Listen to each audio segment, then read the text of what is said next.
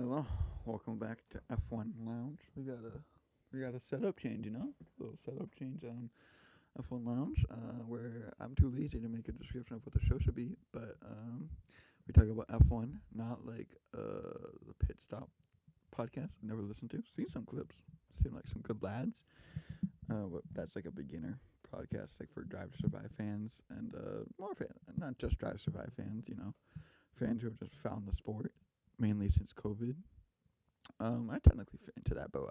I watched Formula One growing up, of course, but I fell out probably around 2016, 2017 range.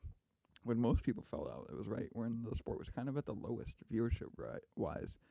My reasons were I used to watch it with my dad on cable, and then I grew up and I didn't really like to watch cable. I watched things on my phone and all that. And ugh, F1 wasn't really accessible to people like me at that point. It was a big problem. And during COVID, YouTuber Noel Miller, he did stuff with F1 racers, racing against them, and it really got me into it. Found out about Drive to Survive, watched that, and ever since 2020 Austria, I've watched every single practice, race, qualifying, you name it. I'm all over F1. But yeah, so I'm back. I stopped a little bit last year. I did like 6 podcasts last year, but this year I'm gonna make it a goal to do 2 a week. Well, 2 every race week, 1 every non-race week. So for every race week, I'll do one on the Friday. I'm recording this on Thursday, but I'm gonna release it on the Friday. So once you want before or after you watch practice, come here. We can talk about some F1, and then I'll try to get it up for Monday, but Tuesday at the latest for a post race. And then for every news week, I'll do a podcast on Free Friday. Just talk about anything that happens. If not, I'll just make a 5-minute podcast just to see what's going on and what I'm thinking about in the F1 world. So, yeah, go into that. As I said, just finished watching testing a little bit ago.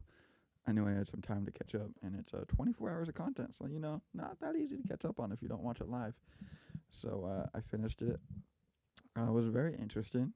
Of course, the biggest topic was Aston Martin. Aston Martin, I'm going to talk about it in full length later, but this is the best decision Fernando Alonso has made in his career, and I do not put that lightly. Fernando has done the worst possible thing many times. Like, for example, leaving Ferrari in 2014. So he was with Ferrari in 2014, and then he leaves Ferrari to go to McLaren Honda, which McLaren Honda was the back markers of back markers. He originally was there with Jenson, and retired Jenson Button because they were a bad car that bad. So he retired Jenson. He's there for years and years, and then he eventually just leaves F1 because he doesn't want to do it anymore. But he leaves Ferrari, and then the next year, Seb wins a race with Ferrari. We could have, I don't know if we had it, but we could have had a Seb Fernando combination at Ferrari.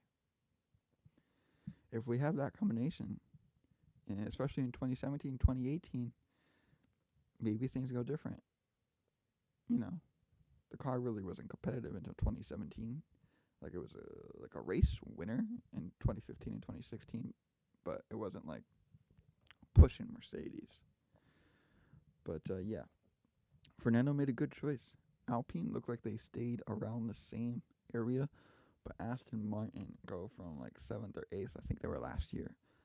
They're right up there. And my personal belief is that I think Aston has as good or a better car than Mercedes. But there's one bad thing about Aston Martin. Everyone knows it. Might not be willing to accept it, but they know it. It's Lance Stroll. Lance Stroll is your second driver. You can't do anything. Like, I'm not, like, I'll go into my, what I think the pecking order, not completely this race, but by the end of the season, what I think will happen. I can't put Aston that high because they have Lance Stroll. Fernando is going to be a podium contender every race this season. And I cannot wait to see Fernando Alonso versus Lewis Hamilton, a Fernando Alonso on with a competitive car. We haven't seen Fernando Alonso with a competitive car since 2013, 2013, 2012 was the last time we saw him with a competitive car. Like it was, it's remarkable. This is gets me so excited because for so long Fernando has been. Well, if Fernando has a car, that'll be something because he's one of those drivers. One of those drivers who's with the car, he can do something, but he didn't have the car. But now he has the car, so I think he can get podiums, and I really, really think he can get a win. And all you can think of is, Fernando's only there because Seb's not there. But what if? I mean, what if like Seb comes back and replaces Lance? And the problem is his dad owns the team. But you can't like blame Lawrence. Lawrence is the reason the team's here. Force India would never have the money for this. The whole reason Aston Martin is, at the tip top of the field, like on the breaching the top three. And I'll talk about what I think of like those kind of terms, but breaching that gap is because Lawrence has created an infrastructure ever since Aston Martin was created, ever since the new title was created. He's been, in my opinion, I think he's been building the infrastructure, building, poaching guys from each team, Mercedes engineers. He stole Helmut Marko's right-hand man to design this car, and this car is beautiful. And I don't want to hear, people have been saying it's a Red Bull copy. It's not. I've heard people that know a lot more than me about cars talk about. It's not really. The side pods have the swoop of a Red Bull, but the side pod itself, it's a shorter, condensed version of the Ferrari side pods.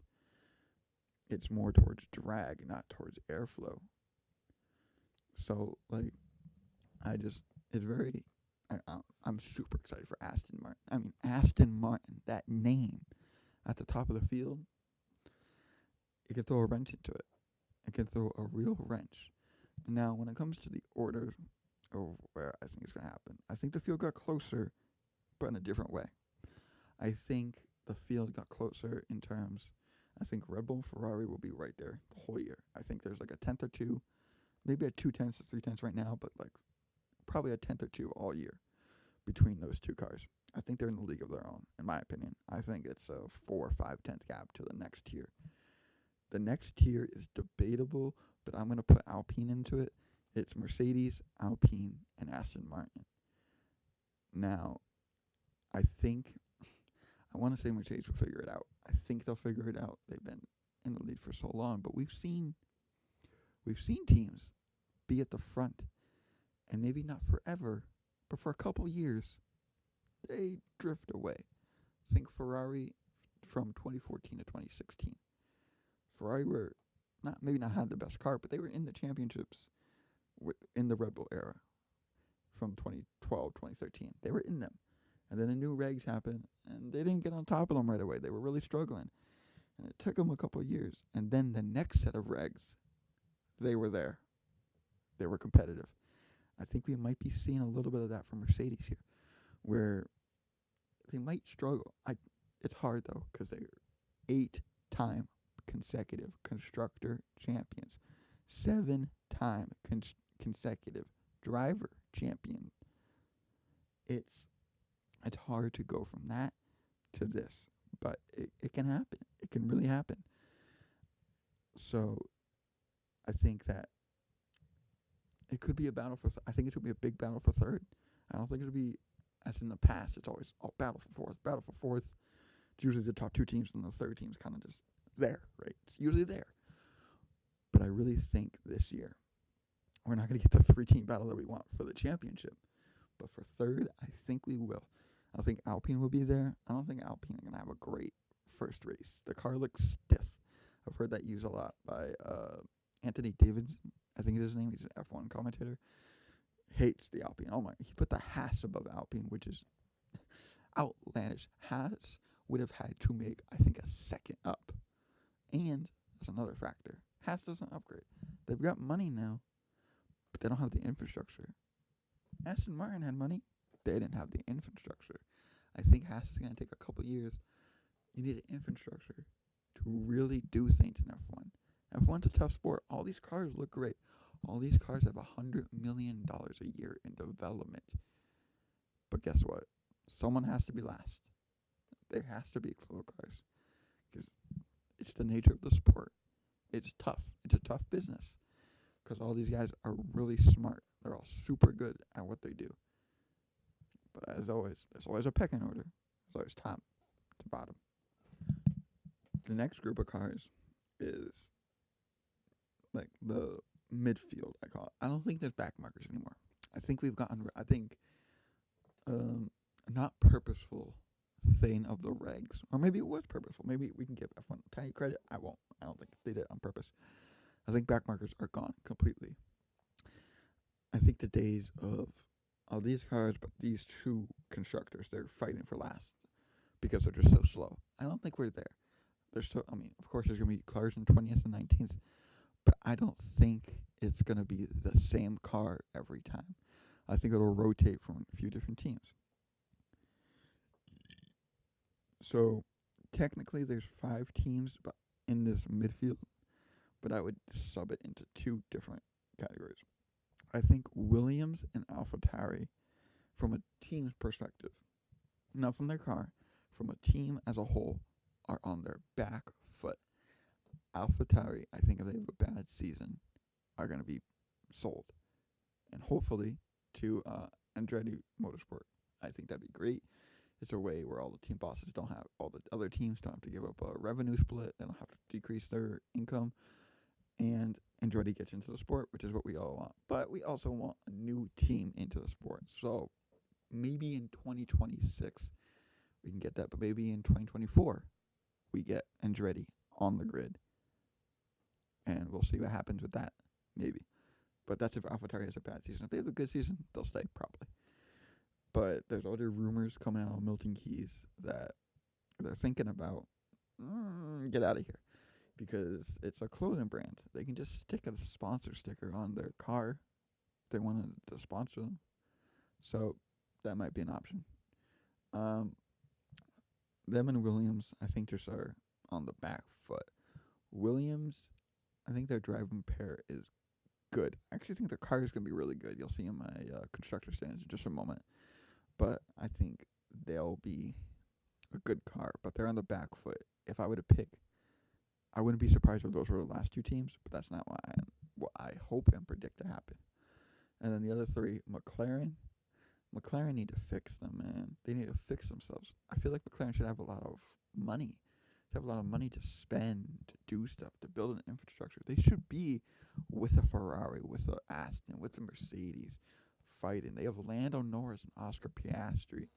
They have this big facility in the headquarters. They have all this amazing stuff. But every single year you hear Zach Brown, we're 2 years away, we're this amount, this is wrong, we're going to be behind. And now, back-to-back years, they start with an awful car. What happens in winter?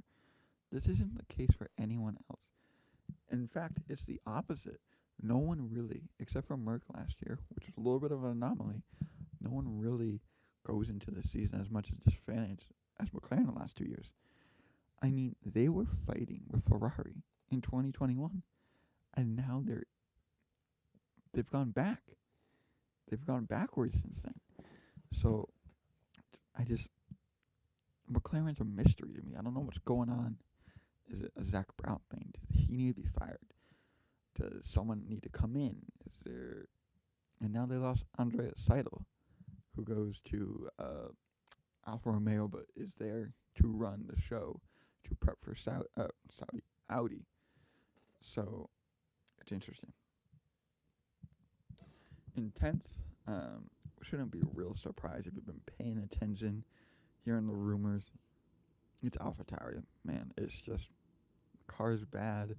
I don't really think they have the backing of a Red Bull to give them the money to really get that car up there. I think they were hoping by now they could run themselves. Because this team, historically, has been really good. Toro Rosso, before AlphaTauri, Toro Rosso was a solid midfield team. Fifth and sixth in constructors, getting good points, podiums on rare occasions, but really getting up there. I compare them to a McLaren. A McLaren now, not quite at an Alpine level, but fifth, sixth, real midfield, but good racers, good cars, good everything. And this AlphaTauri is not that. I do think Yuki has made a step. I love what I'm hearing from his maturity, from his commitment. I love what I'm hearing from that. Nick DeVries is a little overrated in my opinion. He's 28 years old, getting into F1. I think he'll be good. I'm just not a big fan of Nick DeVries. I think if you're talented enough, you can really make a push to get into F1. You're the reserve driver for Mercedes. You can't get into a Williams. You can't get into the Latifi role. You can't go into another lower team. The Sauber, the Alfa Romeo, that team, a Renault maybe.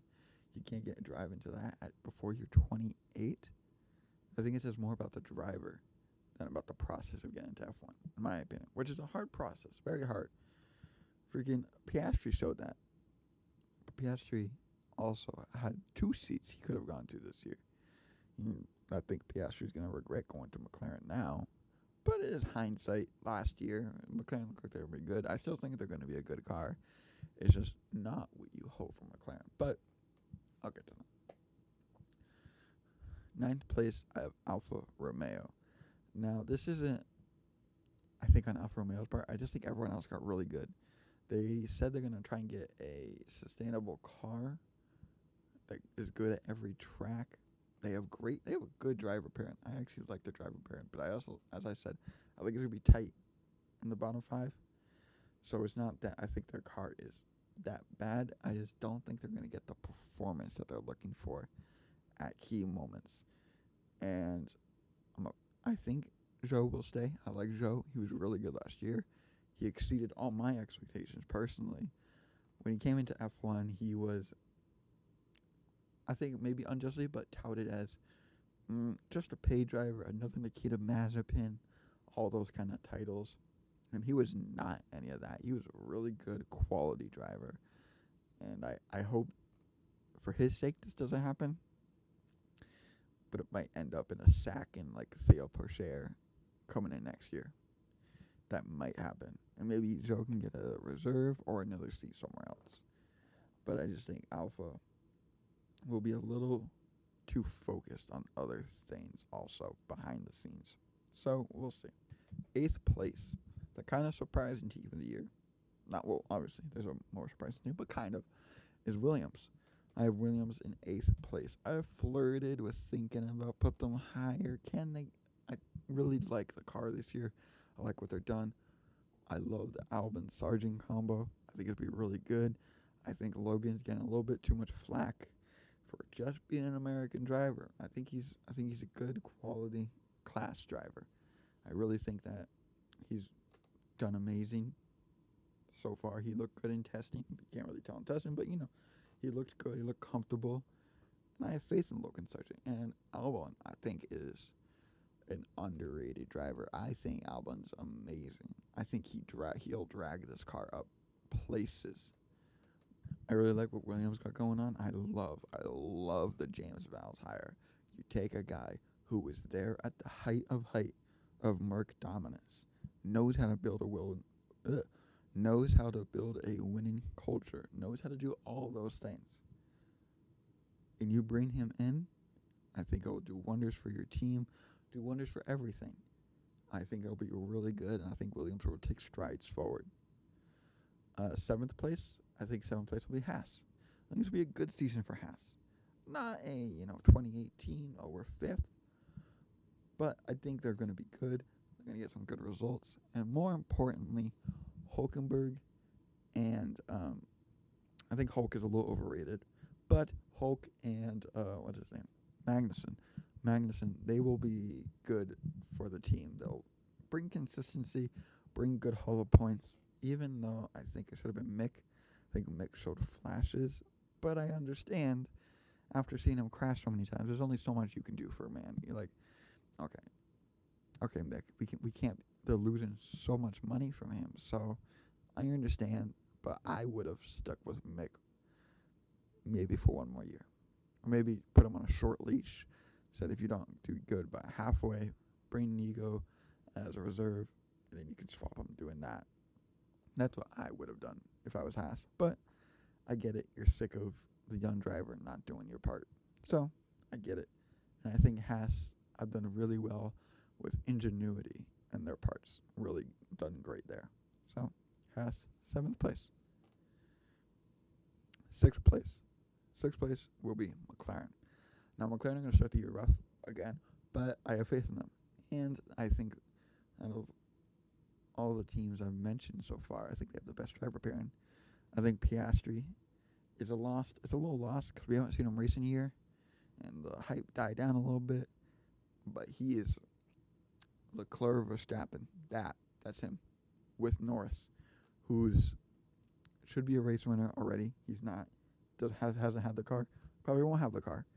But I think he's good. I think the team are really good. I am concerned they took a step back instead of a step forward. But maybe it's a fact of, once it gets going and we get into the groove, McLaren will be good. That's what I think will happen. I think McLaren will get 6th. I think it's a really good season. I think they're ahead of the midfield, as I say. I think they'll be in 6th. Now we go to the top 5. And starting in 5th, it's a little shocking, but it deserves an explanation. Aston Martin. Now they are not the 5th fastest car, but I think they'll score the 5th most points. What that means is, I think they have 3rd best car. Maybe 4th, but 3rd is what I think. But the problem with that is Lance Stroll. Lance Stroll is simple. It's cutthroat. Lance Stroll is the problem here. I actually, last year, thought he was really underrated. I think he did really good performances, like in Canada, for example, of leading a train of cars to get the best out of the car. I think he did that a lot last year. Got the best out of the car. But once you get into that top flight, I just don't think Lance has it. I don't think it has what it takes. I think he's a good driver. But when you get to the top of the field, you're competing against George Russell, Lewis Hamilton, Pierre Gasly, Esteban Ocon, who's super underrated. You get all these drivers. Now I think Nando with this car, Fernando is going to do wonders. I think he'll challenge Mercedes constantly, challenge Ferraris and Red Bulls on occasion. I think he'd do miles for this car. It's Lance. And I think after this year, after Lawrence sees what this car is, and if it happens as I predict, and Lance really he's not looking up to par, I think he has to look at it and say, what's more important, the brand, the car, or my son's drive? And I think he'll come way more under pressure, because it's not the Force India crew, it's not the Racing Point crew, it's now people with prestige in this place. People from Mercedes, people from Red Bull, all over the place. I think it'll be pressure to, really, really think about not having Lance in that second seat now. Because you can get away with it if you're a midfield team. Lance is a good midfield driver. He's not a frontier driver. He's not. We see it with Sergio. Sergio's a lot better than Lance is, though. He's a lot better. But you see it with Sergio. He's a really good midfield driver. Yeah, not really good frontline driver. There's other ways around. Leclerc wasn't a really good midfield driver. Sainz was a better midfield driver. But when you get to the peak, Leclerc is better than Sainz. So, that's my opinion. In 4th place, we have Alpine. And Alpine will do exactly what they wish and better. They'll close the gap to Mercedes. That's what they said. I think they were like 300-something points behind last year. And they wanted to close the gap. And they'll do that exactly. And I love the Pierre Gasly Ocon. Now, it does have a chance to backfire, but I think it won't. I don't think Gasly will be focused on beating his teammate. I think he'll be way more focused on him personally, because this is a chance to prove himself. This is Pierre Gasly's chance to prove I'm that guy. I can do that. And maybe, like I said last, if Aston say they don't want Lance, maybe get a Pierre Gasly. Maybe get someone like that. You know, it's a thought. It's an experiment. Something that's worth considering. If I was Aston, but an Alpine, I would keep them too. This is a great driver pairing. I love the driver pairing. It's a top flight driver pairing, which is why they're ahead of Alpine, but behind of third, Mercedes. I have faith in Mercedes. I've had too much experience with Mercedes showing up bad to the test and winning the Grand Prix. Now, they're not going to win the Grand Prix because that's just, I mean, that would that would be shocking if they won. If George or Lewis wins this race, that'd be shocking. But that's not, I don't think that's going to happen. So I think that Mercedes will be third. They'll be farther away from the top two, though, in my opinion. And they'll really have to look at themselves. And Lewis will really have to look at it and say, is it worth it? Do I love it? Did I love it so much because I was winning or because I was racing in a top flight car? Which was it? And I'll have to really think about, do I want to do this? And I think the answer will be yes. I think he'll continue for a couple more years. I think Lewis stops in 2025. I don't think he goes to the new regs. He might. You know, we'll see. But I don't think he goes to the new regs. Second place with a whole lot of bias involved. As you can see, the Ferrari flag behind me. It's a Red Bull, in my opinion. Now, there's a couple of factors to this. One of them is Sergio Perez in multiple ways. Sergio, not as fast as Carlos, in my opinion, especially at the later stages of last year. Sergio was not able to keep up with Carlos. But also, Brazil. Brazil happened. I really, really don't think that got fixed. And I don't think it helped that they brought in Daniel. I don't think that's helping Sergio Perez. I don't think that's going to help. And I think we might get some, Baku stuff with Daniel and Max. I think we might get that. If Sergio is on the pace, I feel like there's fireworks coming this year. I don't feel like Sergio is all go happy, go love, I don't think he's all that. I think he might have some tension. There might be some tension there, and it might get a little ugly. And in first place of the Constructor Champion, the Scuderia Ferrari. Now, I do think Ferrari will start behind Red Bull, but I think that's better because they won't get comfortable. And Fred Vasseur, I'm not going to lie, when I heard the rumors about Fred, I was like, Fred Vasseur? I'm not too sure. I mean, to be honest, I wasn't familiar with him. I admit I wasn't familiar with the young fellow. But Fred wasn't on my radar. He was just the Alfa Romeo team boss. I didn't know. He was really well respected with the drivers. He coached. He was a team principal for Leclerc in F3. All these different things. What I've seen from Fred from testing is that he doesn't seem to feel the pressure, which is good. Because other bosses, and there's no bigger pressure cooker than Ferrari. So much pressure, so much expectations on that team. So with Fred, it just seems the expectations aren't there. It seems like there are expectations, but the pressure hasn't hit him. He seems like the same person, which I love. I think Charles and Carlos have another year together, getting better and better with the team. All these things, they've changed the strategy situation, so that's good. I think it's going to be really good, and I just think there's a much better duo than Sergio and Max. And I think the one thing that's not being talked about, if Sergio falls out or they don't do anything, who do they replace him with? Who does Red Bull replace him with?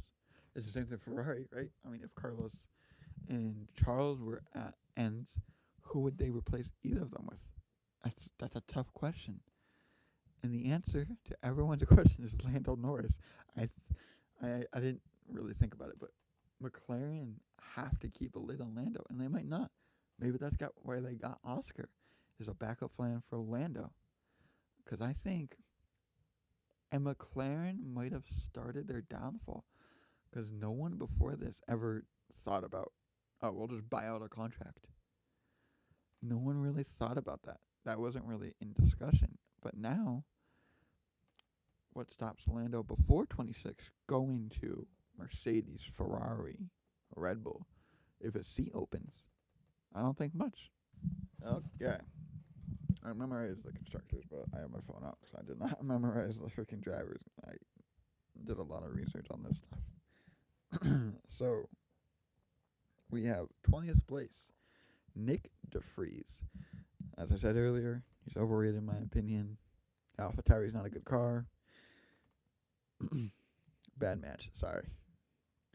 Nico Hulkenberg, again, a little bit overrated. And I think the gaps will be slower. So I think, it's a tough world, man. Sorry. Zhou Guanyu will be 18th in my opinion. I think the Alfa Romeo is down low, and he doesn't really. The car might just have problems. 17th place, Valtteri Bottas. As I said, I don't think the Alfa Romeo is going to be a good car, but And the standout performer from these two, the bottom teams, is Yuki Tsunoda. I think he'll really show his role and his future, and maybe a solution to the Red Bull problem is I don't know if they'll do it, but get Yuki into the top flight. Maybe. I don't think he's quite ready. I don't think he's there yet. And I think they've learned their lessons not to do it too soon. But maybe Yuki is a potential Red Bull driver in the future. 15th place, Kevin Magnussen. He showed himself last year to be a very good a good driver. He'd be very good if he stopped hanging with Lewis Hamilton on the first lap. That. 14th place, shocker. An actual shocker. That sounds sarcastic. Logan Sargent. I think Logan's going to be surprising a lot of people this year. Along with that, Williams is going to surprise a lot of people. So Logan, I think he's going to be really well. 13th place, the rookie Oscar Piastri. I think he'll do decently well. He won't really match Lando or anything close to it because Lando Norris is one of the best drivers on the grid. So, I think Oscar gets 13th. 12th place, Lance Stroll. Purely on the Aston Martin car, pretty much. I think he'll struggle to get the points that Fernando will. So he'll be destroyed, I think, in qualifying. I'm gonna do some predictions on qualifying teammate battles in a minute, but yeah, that's what I got. 11th place, Alex Albon. He'll be the standout performer in the midfield, in my opinion.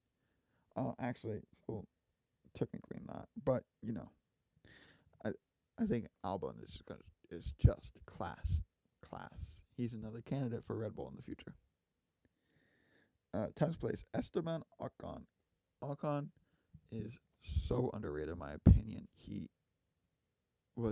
It's forgotten in the times, once considered a superstar alongside Max Verstappen.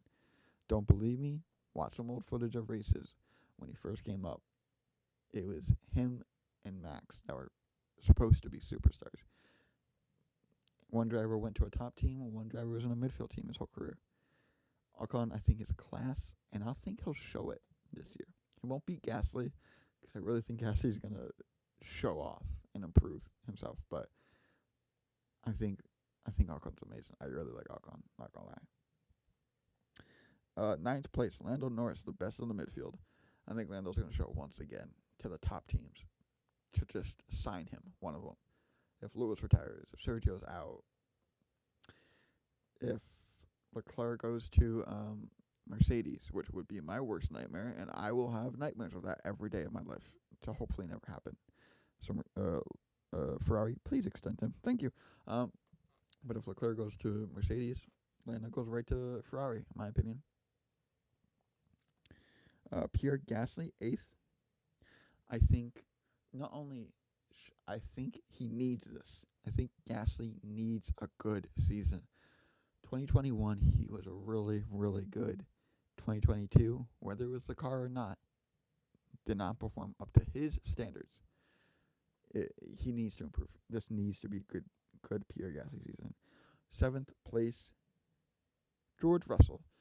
George Russell had his first maiden win last year, which it still doesn't feel like it, but, he had his maiden win last year, and I think he's 7th. Fernando Alonso, 6th. Now, 6th and 5th are going to be close, and that's going to be Lewis Hamilton in 6th. I am just envisioning battles between Alonso and Hamilton all year. And I really, really am excited for it. But I think Hamilton will edge him out. But Alonso will be 6th, Hamilton 5th, Perez 4th, only because I think the gap between the top two teams and the rest is too big to make up for a driver. But 3rd, Carlos Sainz. 2nd, Charles Leclerc. 1st, Max Verstappen. I'm a Leclerc fan, obviously. I have his jersey or whatever on. I just think Max Verstappen's in another league. He's in a Michael Schumacher, Lewis Hamilton prime situation where he's just untouchable right now. You just can't touch him. I mean, when I completely lost my mind in Spa last year when he went 15th to first. And other races where he couldn't lose. It's one thing to have a dominant car, but a dominant driver and a dominant car, when they're in sync, it's unstoppable. It's just unstoppable right now. And I think he's going to show that. He's just on the level. I think if Leclerc gets into a groove, if Leclerc wins this year, I think that's so interesting. I think that's better for the sport if Leclerc wins this year. Because then we get a battle next year with Leclerc in a groove, feeling good, confident, and then Max ready to take a title back. I think that's an amazing setup for next year. But I just think Max right now is on a different level to anyone else. 2nd, Leclerc. I just think he's better than Carlos. I think Carlos will have a better year. I think the top three will be clear of Perez by like 30, 40 points. And then the top, Leclerc, Verstappen, I'd say is a 25-ish point gap. And then another 20 points down to Sainz. Qualifying. What I think the battles in qualifying between teammates will be. For Ferrari, 16-7 for Leclerc. Red Bull, 19-4 for Verstappen. Mercedes, 12-11 to Hamilton. Alpine, 13-10 to Pierre Gasly. Aston Martin, 20-3 in favor of Alonso. That's generous. McLaren, 17-6 in favor of Lando Norris. Haas, 12-11 in favor of Kevin Magnussen. Williams, 16-7 in favor of Alex Albon. Alfa Romeo, 13-10 in favor of Valtteri Bottas.